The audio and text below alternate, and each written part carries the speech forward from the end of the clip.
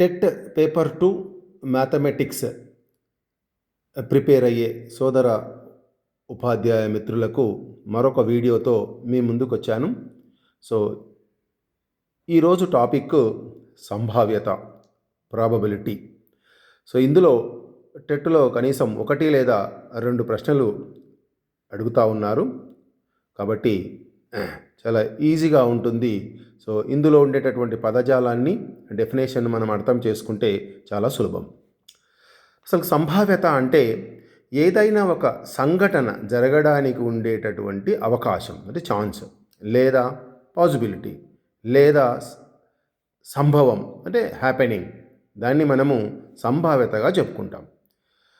So మనకు pear Simon Laplace అనేటటువంటి ఒక ఫ్రెంచ్ మ్యాథమెటిషియన్ సంభావ్యతకు ఒక నిర్వచనం ఇచ్చాడు. సాధారణమైనటువంటి వివేచనను, విచక్షణను గణనల రూపంలోకి లేదా సంఖ్యా రూపంలోకి వ్యక్తపరచడమే సంభావ్యత అని 1795లో చెప్పడం జరిగింది.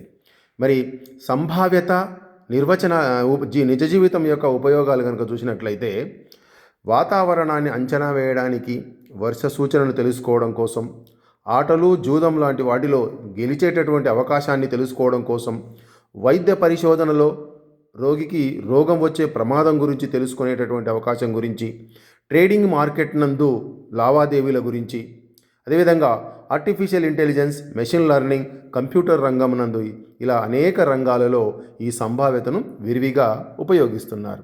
అయితే సంభావ్యత 2 రకాలు ఉంటుంది. ఒకటి ప్రాయోగిక సంభావ్యత, సైద్ధాంతిక సంభావ్యత. ప్రయోగపూర్వకమైనటువంటి ఫలితాల ద్వారా నిర్ణయించేది ప్రాయోగిక సంభావ్యత. సో ఎలాగా? ఒక నాణ్యాన్ని ఎగరవేసేటటువంటి ప్రయోగంలో బొమ్మ పడడం. సో ఇలా చాలామంది ఈ ప్రయోగాన్ని చేయడం జరిగింది. బొమ్మ పడేటటువంటి విషయాన్ని చాలామంది వ్యక్తులు ప్రయోగంలో చేశారు.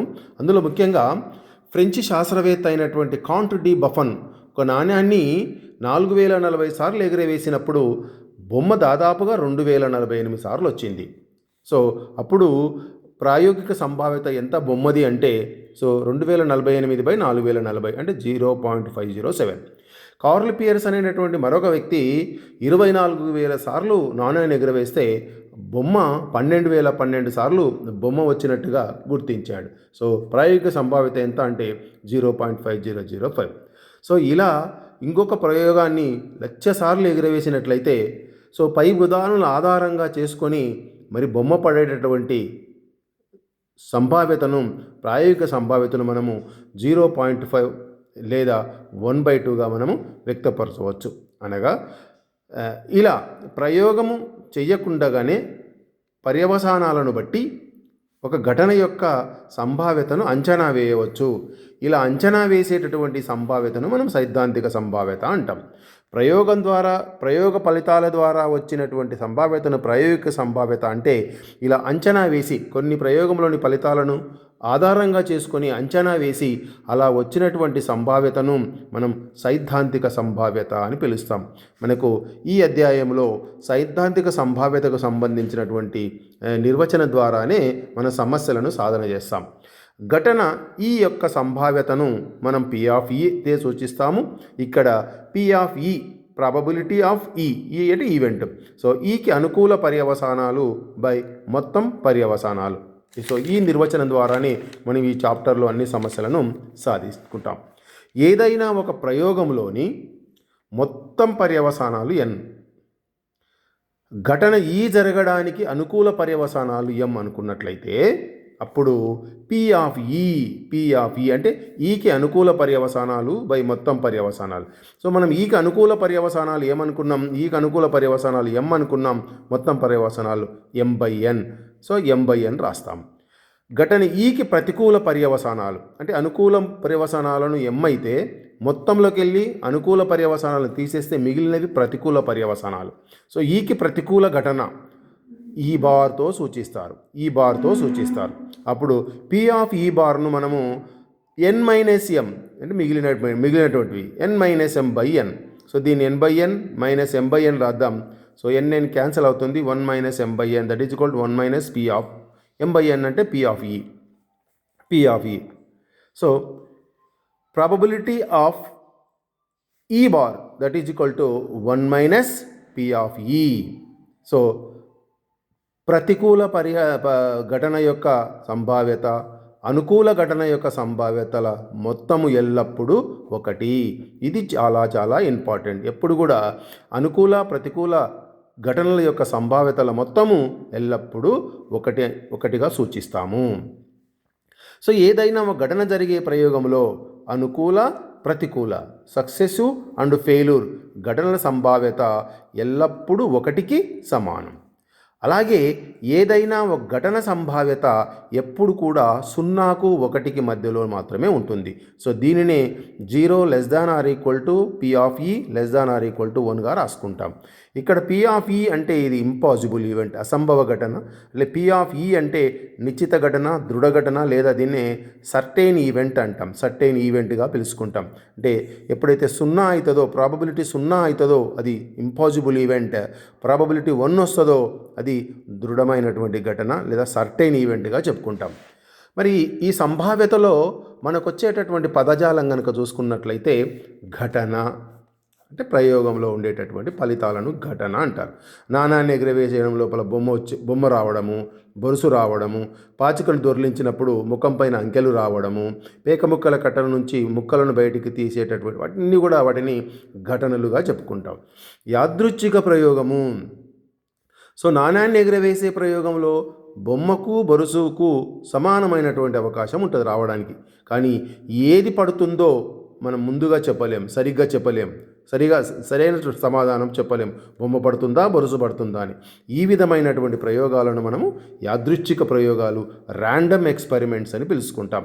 అంటే ఫలితాన్ని మనం ముందుగానే చెప్పలేము, ఏం పడుతుందో ఏం పడదో అనేటువంటి అలాంటి ప్రయోగాన్ని మనం యాదృచ్ఛిక ప్రయోగాలు అంటారు. అలాగే సమసంభవ ఘటనలు ఈక్వల్లీ లైక్లీ ఈవెంట్స్ అంటారు. ఈక్వల్లీ లైక్లీ ఇందులోనే ఉంది, సమానమైనటువంటి అవకాశం ఉండాలి. ప్రయోగంలోని ఘటనలు సంభవించడానికి సమానమైనటువంటి అవకాశం ఉన్నట్లయితే అవి సమసంభవ ఘటనలు. అంటే ఒక ప్రయోగంలో 2 లేదా 3 ఘటనలు అవి జరగడానికి సమానమైనటువంటి అవకాశం ఉన్నట్లయితే వాటిని సమసంభవ ఘటనలు అని పిలుచుకుంటాం. సో పాచికను దొర్లించే ప్రయోగంలో, నాణాన్ని ఎగరవేసే ప్రయోగంలో ఇవన్నీ కూడా సమసంభవ ఘటనల కిందికి వస్తాయి. పరస్పర వివర్జిత ఘటనలు, మ్యూచువల్లీ ఎక్స్క్లూజివ్ ఈవెంట్స్. అంటే ఒక ప్రయోగంలో ఒక ఘటన ఇంకొక ఘటనను నిరోధించాలి, రాకుండా అడ్డుకోవాలి. ఇలా రాకుండా అడ్డుకున్నట్లయితే ఆ 2 ఘటనలను మనము పరస్పర వివర్జిత ఘటనలు అంటాం. సో ఇప్పుడు సపోజ్ నాణ్యాన్ని ఎగరవేశాం, బొమ్మ పడింది అంటే బొరుసు రాకుండా అడ్డుకోవడం అనేదిగా అర్థం చేసుకోవాలి. సో బొమ్మ వచ్చిందంటే బొరుసు నిరోధించబడింది అని.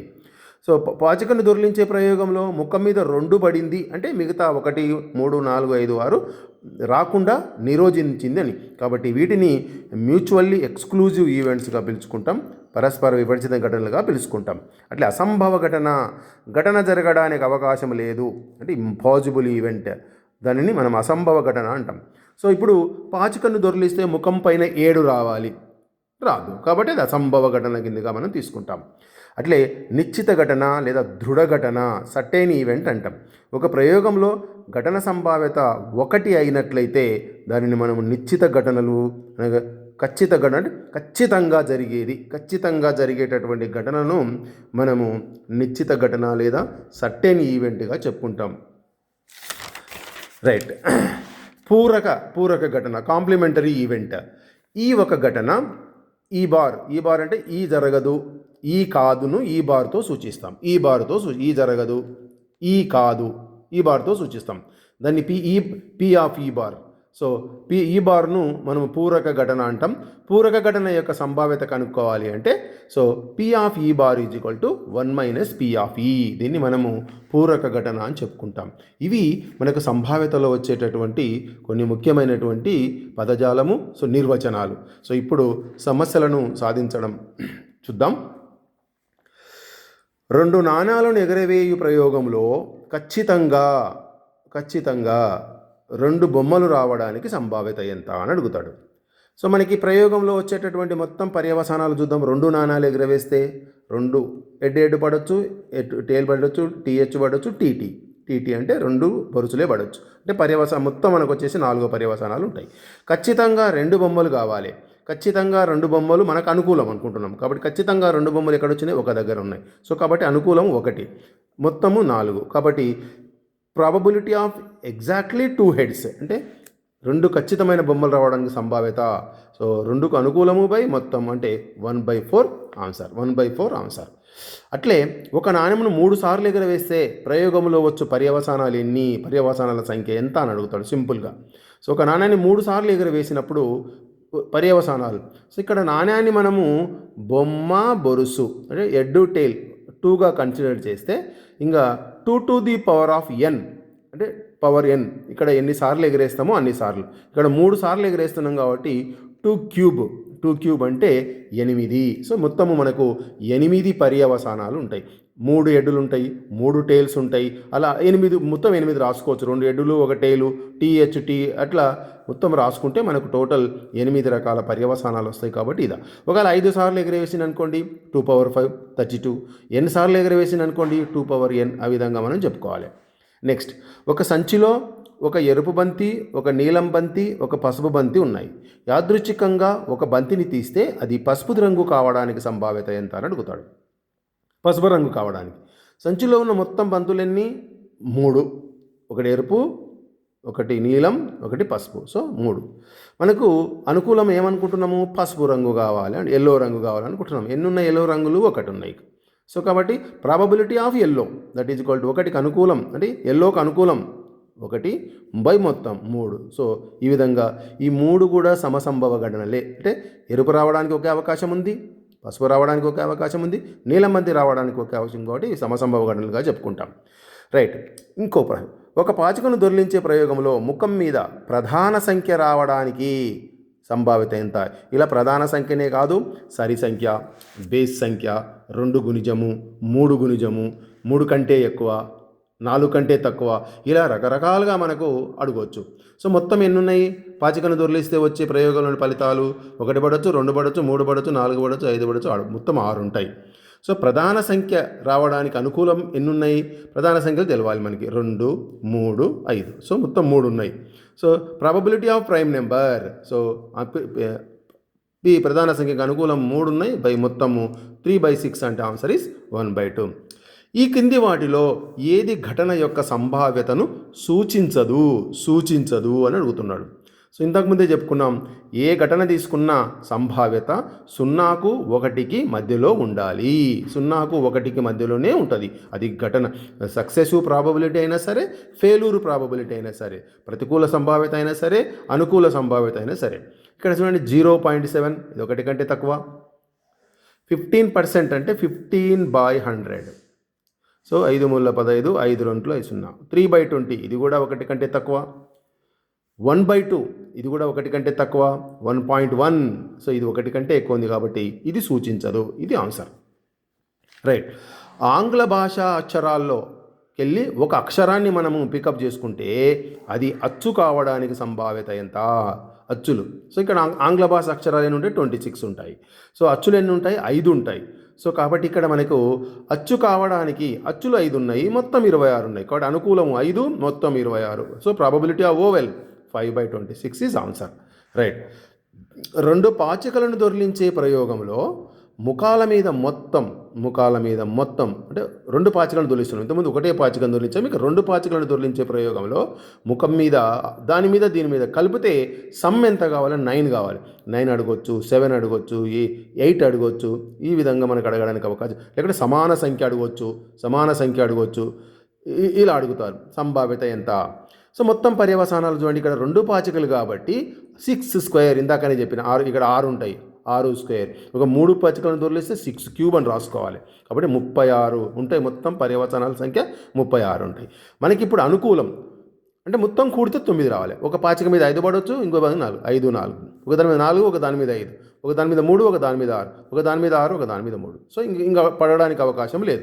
2, 7 అనుకుంటాం కానీ 7 ముఖం మీద పాచికకు ముఖం 7 ఉండదు కాబట్టి సో అది కాదు. సో కాబట్టి మొత్తం 1, 2, 3, 4 4 అవకాశాలు ఉన్నాయి ఇక్కడ. సో కాబట్టి ప్రాబబిలిటీ ఆఫ్ సమ్ టు 9 అంటే 9 కావడానికి 4/36 that is 1/9 is answer.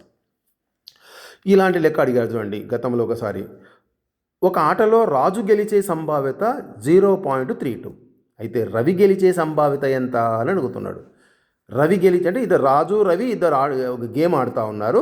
Game ఆడేటప్పుడు రాజు గెలిచే సంభావ్యత 0.32 అయితే రవి గెలిచే సంభావ్యత ఎంత? సో ఇక్కడ ఈయన గెలిచే సంభావ్యత. సో ప్రాబబిలిటీ ఆఫ్ రవి గెలిచే సంభావ్యత అడుగుతున్నాడు కాబట్టి ఒకటిలో నుంచి రాజు గెలిచే సంభావ్యతను తీసేయండి. So P of 1 minus P of Raju, ఒకట్లోకి వెళ్ళి 0.32 తీసి 0.68 అవుతుంది. సో ఇది ఎవరిది? రవి గెలిచే సంభావ్యత. ఈ రెండింటిని కలిపితే రాజు గెలిచేది రవి గెలిచే సంభావ్యతలు మొత్తం కూడితే మనకు 1 రావాలి. కాబట్టి ఇలాంటిది ఖచ్చితంగా అడుగుతారు చూడండి. నెక్స్ట్, ఒక తరగతిలో 12 మంది బాలురు 18 మంది బాలికలు ఉన్నారు. ఒక విద్యార్థిని ఎంచుకుంటే యాదృచ్ఛికంగా ఆ విద్యార్థి బాలిక కావడానికి సంభావ్యత ఎంత అని అడుగుతున్నాడు. బాలిక కావడానికి సంభావ్యత ఎంత? సో మొత్తం విద్యార్థులు ఎంత? 12 + 18 30. బాలికలకు అవకాశం ఎంత ఉంది? బాలిక కావడానికి అవకాశం ఎంత ఉంది? 18 ఉంది. కాబట్టి P of girl, so 18/30. So దాన్ని క్యాన్సిల్ చేసుకుంటే 3/5. 1 నుండి 10 వరకు సంఖ్యలు కలిగినటువంటి కార్డుల నుండి ఒక కార్డును ఎంచుకుంటే అది 3 యొక్క గుణిజం కావడానికి సంభావ్యత ఎంత? ఇలాంటివి చాలా అడుగుతారు. 1 నుండి 10 వరకు కార్డులే తీసుకోవచ్చు, లేకపోతే 1 నుంచి 100 వరకు కార్డులు కలిగినటువంటి వాటిలో ప్రధాన సంఖ్య కావడానికి సంభావ్యత ఎంత అని, సంయుక్త సంఖ్య కావడానికి సంభావ్యత ఎంత అని, 10 యొక్క వర్గం కావడానికి సంభావ్యత ఎంత అని, ఇలా రకరకాలుగా అడగడానికి అవకాశం ఉంటుంది. ఇక్కడ మొత్తం పర్యవచనాలు 1 to 10 నెంబర్ కలిగినటువంటి కార్డ్స్ ఉన్నాయి. 3 గుణిజాలు కావడానికి, ఇందులో 3 గుణిజాలు 3 ఉంటుంది, 6 ఉంటుంది, 9 ఉంటుంది. కాబట్టి మొత్తం 3 ఉన్నాయి. సో పి ప్రాబబిలిటీ ఆఫ్ 3 యొక్క గుణిజం 3/10. రైట్. 10 ఎరుపు బంతులు గల ఒక సంచి నుండి ఒక ఒక బంతిని తీస్తే అది నలుపు కావడానికి సంభావ్యత ఎంత? ఇక్కడ చూడండి, 10 ఎరుపు బంతులు అంటున్నాడు, అందులోకి వెళ్ళి ఒక బంతిని తీస్తే అది నల్లది కావాలట. అంటే ఇది జరుగుతుందా? జరగదు, అసంభవ ఘటన కదా, ఇంపాసిబుల్ ఈవెంట్. కాబట్టి జవాబు ఏముంటుంది? 0. ఇంపాసిబుల్ ఈవెంట్ 0 మెట్. రైట్. ఒక విద్యార్థి పరీక్షలో పాస్ కావడానికి సంభావ్యత 0.83, అయితే అదే విద్యార్థి ఫెయిల్ కావడానికి సంభావ్యత ఎంత? అంత. సో మొత్తం సక్సెస్ ఫెయిల్యూర్ అంటే పాస్ అండ్ ఫెయిల్ 2 కలిపితే 1కి సమానం కావాలి. కాబట్టి 1లో నుంచి దీన్ని తీసేయండి. సో మనకి ఆన్సర్ వచ్చేస్తుంది. రైట్. ఇది previous last year TET question ఇది. ఒక ఆటలో రేష్మ గెలిచే సంభావ్యత x/2, ఆశ గెలిచే సంభావ్యత 2/5 అయితే ఎక్స్ విలువ ఎంత అని అడుగుతున్నాడు. ఇందాకనే చెప్పిన రేష్మ గెలిచే సంభావ్యత = 1లోకి వెళ్ళి ఆశ గెలిచే సంభావ్యతను తీసేసుకోవచ్చు మనం. ఎవరిదైనా సరే ఆశను పెట్టుకుంటే ఏదైనా సరే. సో కాబట్టి రేష్మ గెలిచే probability of Reshma = 1 minus probability of Asha. So ఇక్కడ రేష్మది ఎంత ఉంది? x/2 ఉంది. 1 మైనస్ ఆశది ఎంత ఉంది? 2/5 ఉంది. సో x/2, 1లోకి వెళ్ళి 2/5 తీసేయండి, 3/5 అవుతుంది. 5 ఎక్కం 5, 5 2. So x/2 = 3/5. So 2 cross multiply చేయండి, 2ను క్రాస్ మల్టిప్లై చేస్తే x = 6/5 ఆన్సర్ అవుతుంది. 6/5 ఆన్సర్ అవుతుంది. రైట్. సో సంభావ్యతలో మరొక అంశానికి సంబంధించింది ప్లేయింగ్ కార్డ్స్, పేకముక్క కట్టలకు సంబంధించినటువంటి సమస్యను కూడా అడుగుతారు. చూడండి. సో మనకు పేకముక్క కట్టలో మొత్తము డెక్ ఆఫ్ కార్డ్స్ అంటారు, పేకముక్కల కట్ట అంటారు. 52 కార్డ్స్ ఉంటాయి, 52 కార్డ్స్ ఉంటాయి. గుర్తులు చూడండి, ఇది హార్ట్ సింబల్, ఇది స్పేడ్ సింబల్, ఇది డైమండ్ సింబల్, ఇది క్లబ్ సింబల్. సో ఇది రెడ్ కలర్లో ఉంటుంది, ఈ 2 రెడ్ కలర్లో ఉంటాయి, ఈ 2 బ్లాక్ కలర్లో ఉంటాయి. సో 26 రెడ్ ఉంటాయి, 26 బ్లాక్ కలర్లో ఉంటాయి. 26 బ్లాక్. ఏ సో ఏను 1 లేదా ఏగా తీసుకుంటారు, 1 లేదా ఏగా. సో ఏను 1 అనుకుంటాం లేదా ఏ అనుకుంటాం. అలా మొత్తం ఏ అంటే 1 2 3 4 5 JQK మొత్తం ఏనుంటే 13 ఉంటాయి. 13.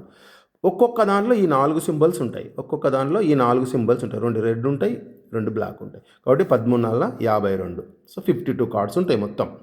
సో ఇక్కడ ముఖ కార్డులు ఫేస్ కార్డ్స్ అంటారు. బొమ్మలు ఉన్న వాటిని ఫేస్ కార్డ్స్ అంటారు. సో ఇక్కడ జాకి జే ఇది, క్యూ అంటే క్వీన్ అంటారు, రాణి అంటారు, కే అంటే కింగ్ అంటారు. ఈ మూడింటిని ఫేస్ కార్డ్స్ అంటాం, ముఖ కార్డులు అంటారు, ముఖ కార్డులు అని పిలుస్తారు ఇవి. Right, okay. సో ఇందాకనే చెప్పుకున్నాం మనం 26 రెడ్ కలర్లో ఉంటాయి, 26 బ్లాక్ కలర్లో ఉంటాయి. ఇవి పేకముఖ కట్టలకు సంబంధించి 52 కార్డులలో ఏవేవి ఉంటాయి అనేది. రైట్, ఇప్పుడు చూడండి, బాగా కలిపిన పేకముఖ కట్టల నుండి ఒక ముక్కను ఎంచుకుంటే అది రాజు కింగ్ కావడానికి సంభావ్యత ఎంత అని అడుగుతున్నాడు. సో మొత్తం 52. ఇక్కడ హారంలో ఎప్పుడు కూడా 52 తీసుకోవాలి. లవం ఏందనేది మనం ఇప్పుడు చూద్దాం. సో మొత్తం 52 కార్డ్స్ ఉన్నాయి. కింగ్ కావడానికి సో కింగులు ఎన్ని ఉంటాయి? 4 ఉంటాయి. సో అవి ఈ 4, ఇది ఏదైనా కావచ్చు. సో కింగ్ కావడానికి వాడు అడగలేదు బ్లాక్ కింగా రెడ్ కింగా అని అడగలే. సో కింగ్ కావడానికి సంభావ్యత ఎంత అని అడుగుతున్నాడు. సో కింగ్కి అనుకూలం 4 ఉన్నాయి. So probability of king is equal to 4/52, that is 1/13. అట్లే ఇది సేమ్ దీంట్లోనే డైమండ్ గుర్తు కావడానికి సంభావ్యత ఎంత? ఒక ముక్కను తీస్తే ఆ ముక్క డైమండ్ గుర్తు కావడానికి సంభావ్యత ఎంత అని అడుగుతున్నాడు. ఇక్కడ చూడండి, ఏ నుంచి కే వరకు ప్రతి దాంట్లో డైమండ్ గుర్తు ఉంటుంది. ప్రతి 4 ఉంటాయి కదా, 4లో ఒకటి తప్పకుండా డైమండ్, ఏలో డైమండ్ ఉంటుంది, 2లో డైమండ్ ఉంటుంది, ప్రతి దాంట్లో డైమండ్ గుర్తుంటుంది. కాబట్టి సో మొత్తం డైమండ్ గుర్తులు ఎన్ని ఉంటాయి? 13 ఉంటాయి. కింద హారంలో ఎప్పుడు కూడా 52, డినామినేటర్లో 52 తీసుకోవాలి. 13/52, దట్ ఈజ్ 1/4. రైట్, ఎరుపు రంగు గుర్తు కావడానికి సంభావ్యత ఎంత? ఇందాకనే చెప్పుకున్నాం, ఎరుపు ఎన్ని ఉన్నాయి? 26 ఉంటాయి. కాబట్టి 26/52, 1/2. ముఖ కార్డు కావడానికి సంభావ్యత ఎంత? ముఖ కార్డు కావడానికి ఇవి ముఖ కార్డులు, జేక్యూకే ముఖ కార్డులు. మళ్ళీ ఈ జేలో 4 ఉన్నాయి కదా, ఇందులో 4, ఇందులో 4, ఇందులో 4. సో కాబట్టి 4 ఉంటాయి. జేలో 4 ఉంటాయి, క్యూలో 4 ఉంటాయి, 4 12 అవుతాయి ఇవి. సో 12/52, డినామినేటర్లో సేమ్ 52 ఉంటుంది. ముఖ కార్డు కావడానికి సంభావ్యత 3/13. సో ఇలా మనకి ఈ పేకముఖ కట్టల మీద రకరకాలుగా ప్రశ్నలు అడగడానికి అవకాశం అనేది ఉంటుంది. రైట్, సో చివరిది లీపు సంవత్సరం మరియు సాధారణ సంవత్సరానికి సంబంధించి కూడా ప్రశ్నలు అడుగుతారు. చూద్దాం ఎలా ఉన్నాయి. ఒక సాధారణ సంవత్సరంలో, ఒక జనరల్ ఇయర్లో 53 సండేలు, 53 ఆదివారాలు రావడానికి సంభావ్యత ఎంత అని అడుగుతాడు. సో మనకి 365 డేస్ కదా, 7తో డివైడ్ చేద్దాం. చేస్తే మనకు ఇక్కడ మనకి భాగఫలం వచ్చేసి 52, రిమైండర్ వచ్చేసి ఇక్కడ శేషం వచ్చేసి ఒక రోజు మిగిలింది. అంటే 7తో డివైడ్ చేసుకున్నాం కాబట్టి 52 ఆదివారాలు వచ్చేసినాయి. కానీ ఏమడుగుతున్నాడు? 53 ఆదివారాలు కావాలంట. మరి ఇక్కడ ఒక రోజు మిగిలింది కదా, ఆ ఒక్కరోజు ఏం కావచ్చు? సండేనైనా కావచ్చు, మండేనైనా కావచ్చు, ట్యూస్డే కావచ్చు, వెడ్నెస్డే కావచ్చు, థర్స్డే కావచ్చు, ఫ్రైడే కావచ్చు, ఏదన్నా కావచ్చు. ఇందులో మనకి ఏమడిగిండు వాడు? 53 ఆదివారాలు అంటున్నాడు. 52 ఆదివారాలు వచ్చేసినాయి ఆల్రెడీ, ఇంకోటి కూడా ఆదివారమే కావాలి. కాబట్టి ఆదివారం కావడానికి మనకు మొత్తం పర్యవసానాలు 7 ఉన్నాయి. 365 తీసుకోకూడదు, 7 ఉన్నాయి. మొత్తం పర్యవసానాలు 7 ఉన్నాయి. ఆదివారం కావడానికి ఇంకొక ఛాయిస్ ఉంది, అనుకూలం 1 ఉంది. కాబట్టి ప్రాబబిలిటీ ఆఫ్ 53 సండేస్ కావడానికి 1/7. మళ్ళీ 53 సండేస్, అదే 52 సండేస్ కావాలనుకో, 52 సండేస్, ఇంకా ఆదివారం బదులు ఏదైనా రోజు అడగవచ్చు మనకు. 52 సండేస్ అని అడిగిండు అనుకో. ఇప్పుడు 53 అంటే 1/7 అయింది కదా, 52 సండేస్. సో మనకు ఆల్రెడీ 52 వచ్చేసాయి, ఇంకా మిగతాది ఆదివారం కావద్దు. ఆదివారం కానీ ఎన్ని ఉన్నాయి? 6 ఉన్నాయి. కాబట్టి 6/7. సో ఇలా అడిగితే 53 ఆదివారాలు అడిగితే 1/7, 52 ఆదివారాలు అయితే 6/7. ఇది సాధారణ సంవత్సరంలో తప్పకుండా అడగడు. అట్లే లీప్ ఇయర్ చూద్దామా. లీప్ సంవత్సరంలో ఇక్కడ ఎన్ని ఉంటాయి? 366 ఉంటాయి. 7తో డివైడ్ చేద్దాం, 52. క్వశ్చన్ వస్తుంది ఇక్కడ భాగఫలం. రిమైండర్ వచ్చేసి 2 రోజులు మిగిలినాయి. ఆ 2 రోజులు సండే మండే కావచ్చు, మండే ట్యూస్డే కావచ్చు, ట్యూస్డే వెడ్నెస్డే కావచ్చు, వెడ్నెస్డే థర్స్డే కావచ్చు, థర్స్డే ఫ్రైడే కావచ్చు, ఫ్రైడే సాటర్డే కావచ్చు, సాటర్డే సండే కావచ్చు. సో మొత్తం మళ్ళీ 7 ఉన్నాయి. ఇప్పుడు నేను ఏమడుగుతున్నా? ఏం కావాలన్నా? 53 ఫ్రైడేస్ కావాలి. ఇప్పుడు మనకు 52 ఫ్రైడేస్ వచ్చేసినవి, ఇంకా ఫ్రైడే కావాలి, ఇంకోటి కూడా ఫ్రైడే కావాలి. మనకి ఇక్కడ ఫ్రైడేలు ఎక్కడెక్కడ ఉన్నాయి? థర్స్డే ఫ్రైడే ఇక్కడ ఉంది. సో ఫ్రైడేకి అనుకూలం ఎన్ని ఉన్నాయి? 2 ఉన్నాయి. మొత్తం ఎన్ని? 7, 2/7. సో కాబట్టి 53 ఫ్రైడేస్ కావడానికి 2/3. 53 ఫ్రైడేస్ కావడానికి 2/3. 52 ఫ్రైడేస్ కావాలనుకోండి, 52 అడిగిండు అనుకోండి, ఈ 52 శుక్రవారాలే అడిగిండు అనుకోండి. సో మనకి 52 వచ్చేసినాయి కదా, మిగతా 2 రోజులు ఫ్రైడే కావద్దు కదా, ఎన్ని ఉంటాయి అవకాశాలు? 5 ఉంటాయి. ఇది 5/7. 2/7 ఇది సాధారణ సంవత్సరంలోనేమో 1/7 6/7, లీప్ ఇయర్లోనేమో 2/7 5/7. సో ఇది గుర్తుపెట్టుకోండి. ఓకే మిత్రులారా, ఇది ప్రాబబిలిటీ. సో దీనిపైన మీకు ఒక ఐడియా, ఒక క్లారిటీ ఇవ్వడం జరిగింది. సో దీన్ని బేస్ చేసుకొని ఇంకా టెక్స్ట్ బుక్లో కానీ ఇతర పుస్తకాలు కానీ సిలబస్కు సంబంధించినటువంటి ప్రశ్నలు ఏమైనా ఉంటే చూసుకోగలరు. తప్పకుండా ఇందులో ఏదో 1-2 అడగడానికి అవకాశం ఉంటుంది కాబట్టి ప్రిపేర్ కావాల్సిందిగా కోరుతా ఉన్నాను. ఈ వీడియో కనుక మీకు నచ్చినట్లయితే please like, share and subscribe. Chandrashekar Reddy, school assistant, ఉపాధ్యాయుడు. Thank you.